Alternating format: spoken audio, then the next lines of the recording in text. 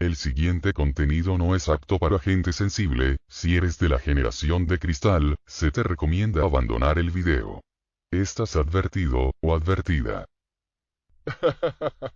A ti jamás te contaron y nunca lo supiste. Pero, tranquilo, yo te voy a refrescar la memoria. Como ustedes recordarán, ya estamos a punto de terminar el año 2025, y lo mejor sería recapitular las epidemias que azotaron a toda la humanidad durante cada siglo del año número 20. Antes de empezar, unos 3 puntos clave. Primer punto, yo no soy Michel de Notre Dame, más conocido como Nostradamus. Segundo punto, vas a descubrir que la primera epidemia no sucedió en la Edad Media, tal como nos lo hicieron creer en las escuelas y preparatorias. Tercer y último punto, hay probabilidades de que este video pueda incomodar a cualquiera, así que ya lo saben, si tienen un menor de edad a su lado, les doy 3 segundos para que lo retiren de su asiento. 3, 2, 1. Ahora sí, vamos por la intro.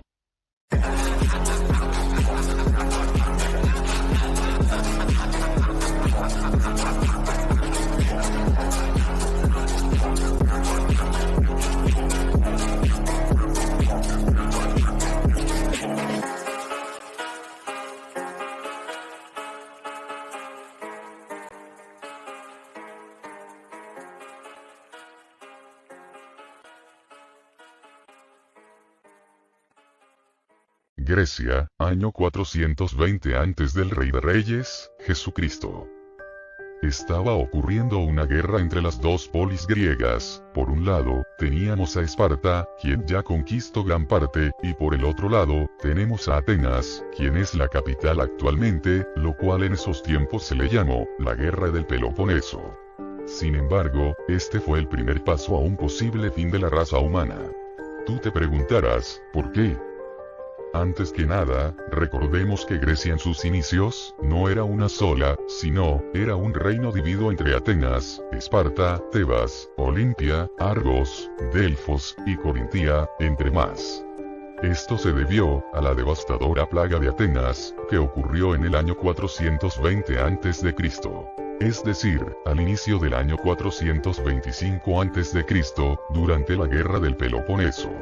Esta epidemia duró varios años, mató aproximadamente un tercio de la población de Atenas, alrededor de 100,000 personas, y debilitó considerablemente a la ciudad, marcando un punto de inflexión en pleno conflicto. Un poco de contexto para que te lo comas sin pretexto. La plaga azotó a Atenas en el segundo año de la Guerra del Peloponeso, un conflicto que enfrentaba a Esparta y Atenas. Actualmente, a esto se le llamaría una guerra civil, lo cual el doble de trágico. Posible origen y propagación. La enfermedad se cree que se originó en África subsahariana y se propagó a través de Egipto y Libia, llegando a Atenas. Lo cual, sí tiene algo de sentido, ya que, recuerda que, en tiempos antiguos, como romanos y griegos, viajaban al azar, y entre ellos había un posible paciente, quien no fue diagnosticado con la mayor frecuencia, lo antes posible. Y no fue por consecuencia de las 7 plagas de Egipto, así que, no se crean las sandeces que dice Jaime Bailey en algunos de sus podcasts, entre comillas. Ahora, los síntomas descritos por el historiador Tucídides incluyen fiebre alta, sed intensa, úlceras en el estómago y gangrena en manos y pies. Lo cual era bastante fregado estar vivo en ese tiempo. La plaga también provocó desorden, desorganización y un colapso moral en Atenas, lo que hizo que la gente perdiera la fe en las autoridades y buscara consuelo en la religión griega. Y, lo peor de todo, es que la enfermedad era incurable, que ni el mismo Hipócrates logró remediar, aunque eso sí, requería de hierbas especiales para un posible tratamiento, que no es lo mismo que una posible cura.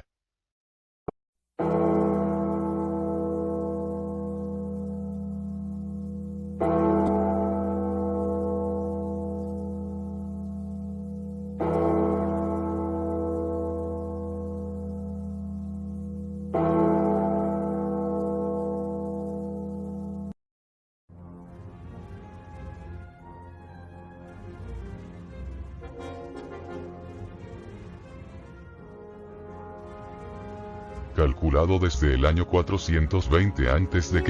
hasta que se vino lo peor, la más infame epidemia. 1740 años más tarde, nace el mal que atacó el norte de África, Asia, Oriente Medio y Europa, quien fue la más perjudicada. Así es, hablamos de la peste negra. Y no estoy siendo racista XD.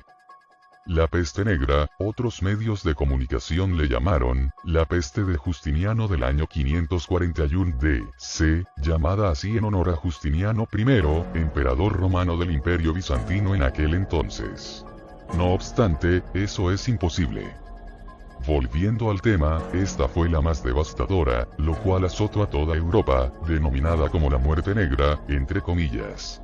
Su duración fue un total de 30 años. Un poco de contexto, esta epidemia duró un lustro, que equivale a 5 años, luego otros 5 años, en los que no lograron erradicar, pero sí controlarla, eso debido a esos trajes de Doctor Plaga. Y, los otros 10 años, fueron regulares, ya que se registraron unos menos de 100 casos, y entre ellas, menos de 10 a 15 muertes. Llegando así, hasta la era renacentista. Algunos medios sugieren que fue la Iglesia Católica quien los planeó, con la excusa de un posible castigo divino.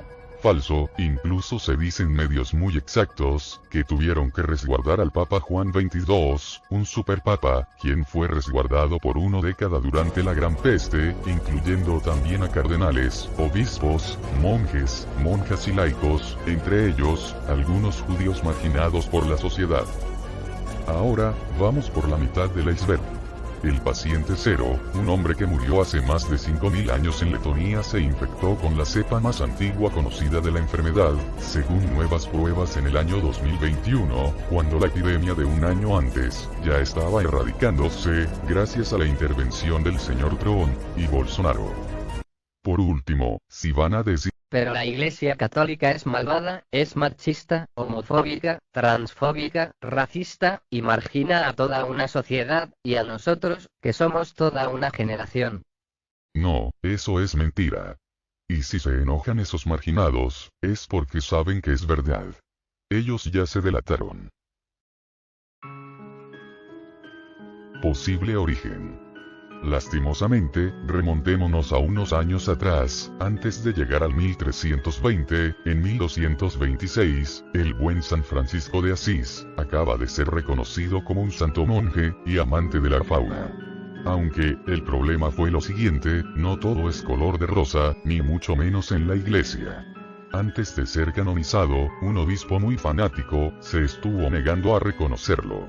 Hablamos del Papa, Gregorio IX. Pero yendo al grano, Gregorio, antes de ser papa, tenía una relación desarmoniosa con Francisco, porque lo criticaba que se mezclaba tanto con los animales, en especial, los gatos. La frase célebre, "los gatos son enviados de Dios", nació del mismo Francisco. Gregorio lo criticaba tanto, inclusive se quejó con su antecesor, hasta que lo dejaron callado. Luego de volverse papa en el año 1227, sacó provecho de la moral de la misma iglesia, inventando una maldita excusa. Ocurrieron los primeros casos de la peste, y como veía que los animales contenían pulgas, y algunas enfermedades venéreas, que, si no eran tratadas a tiempo, iba a ser muy perjudicial. Recordemos que era un iracundo que detestaba, hasta la presencia de una paloma. Cito lo siguiente.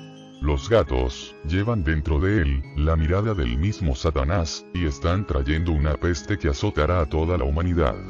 Entonces, el bastardo emitió la bula papal, declarando, que los gatos portaban el espíritu de Satanás, lo que posteriormente provocó la matanza de una gran cantidad de gatos en toda Europa. Incluso, el pueblo, se tragó el maldito cuento. Algunos cardenales y monjes como monjas, criticaron esta aberración, sin embargo, no pudieron hacer nada. Estos hermosos meninos, quienes, en la vida real, me ven y me veneran como su Dios. Sin ofender al verdadero Dios. Esos animales, quienes ese despiadado demonio disfrazado de papa, condenó. Más tarde, la culpa lo perseguiría hasta el día de su defunción. Razón. Estos animales iban a impedir la peste, lo cual tiene sentido con la frase más célebre de San Francisco de Asís. Los gatos son unos enviados de Dios. En otras palabras, Gregorio mató ángeles, y permitiendo que vengan los verdaderos demonios al pueblo, y esos demonios se llaman ratas.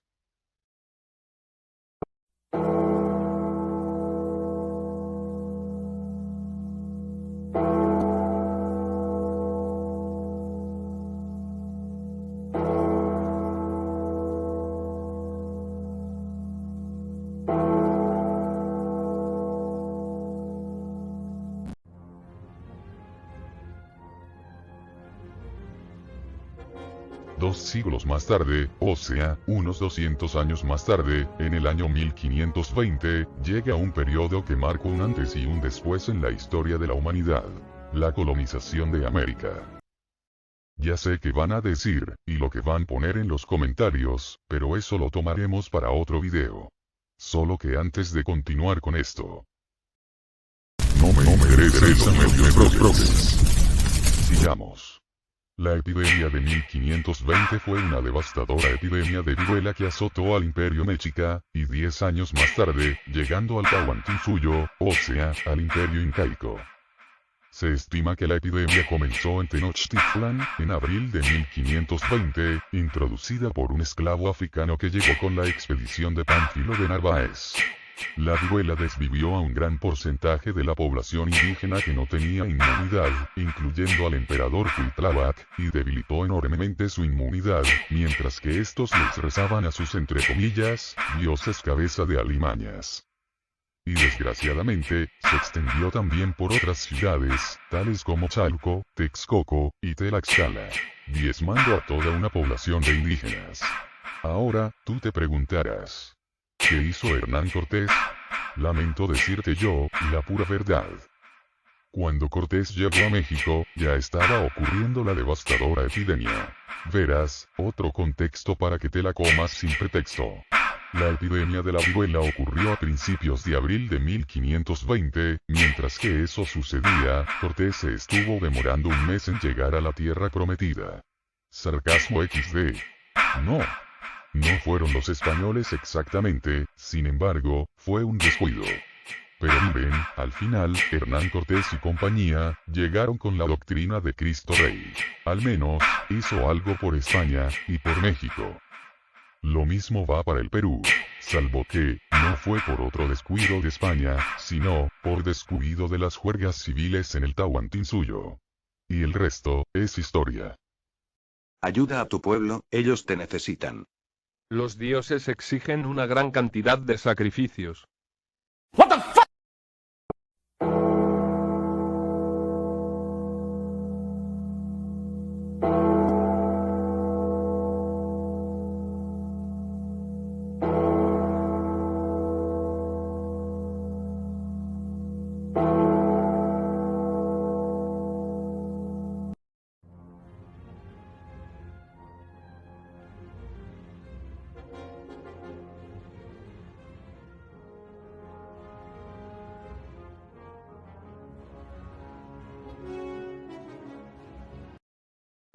Antes de continuar con la siguiente epidemia, les estaré recordando que también existieron otras epidemias que se entrelazaron antes de tiempo.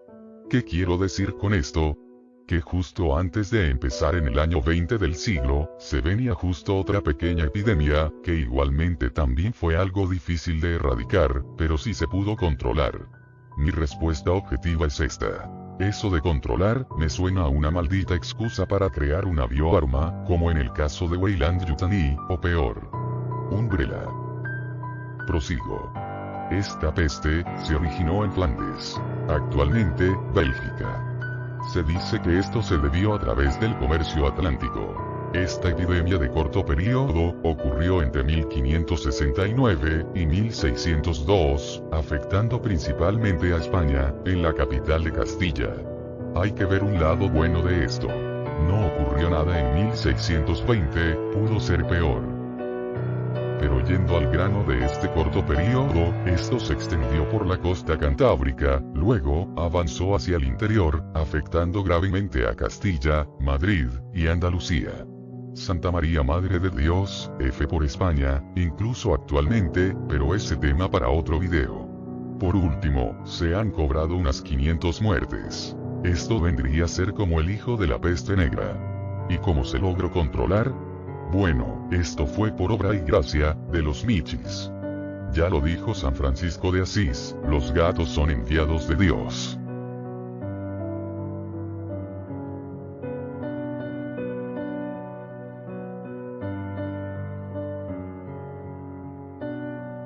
No obstante, esto solo fue una primera oleada. La paz no duró nada hasta luego de 118 años más tarde. Llegó lo peor. La venganza de la peste negra. La maldita peste negra. Algunos medios lo llamaron la peste o la plaga de Marsella. Llamado así porque Marsella es una ciudad ubicada en Francia. Entonces, no debió llamarse la peste en Marsella, sino más bien la peste negra, segunda oleada. O, ¿por qué no? Epidemia, episodio 3, la venganza de la peste negra. De acuerdo, mucha joda. Fue una epidemia que devastó la ciudad de Marsella en 1720, matando alrededor de 50.000 personas, más de la mitad de su población. La causa fue la bacteria Yersinia pestis, que llegó al puerto en el barco mercante de San Gran Antonio, el cual transportaba mercancías contaminadas, como fardos de algodón y sedas. A pesar de una posible cuarentena inicial, la plaga se propagó rápidamente, causando la muerte de 100.000 personas en Marsella y la Provenza en total. Posible origen. El 25 de mayo de 1720, el barco de San Gran Antonio llegó al puerto de Marsella desde Levante, Siria, Líbano e Israel, con 9 muertos a bordo. Y para empeorar la situación, algunos ciudadanos se metieron dentro del barco para saquear. Como dice el dicho por ahí, la curiosidad mató al gato. Pero desgraciadamente, esto es debido a las ratas. No tiene nada de malo que se exporten cosas desde varios países, ya sea desde Occidente Medio o el Oriente. Pudieron haberse tomado las molestias de fumigar el barco lo antes posible. Ya saben, más vale prevenir que lamentar. Razón: las ratas usaron el sótano del barco como una especie de servicios higiénicos. ¿Será que las ratas quieren quitarle el puesto al hombre? ¿Ser la especie dominante? Imposible, porque ya sabemos el punto débil de esas plagas. ¡Que vivan los gatos! Bueno, gente, hasta aquí con el video de hoy. Dentro de unos días tendré lista la segunda parte, aunque eso sí, yo no prometo nada. Nos vemos en la próxima, y recuerda: el diablo te habló.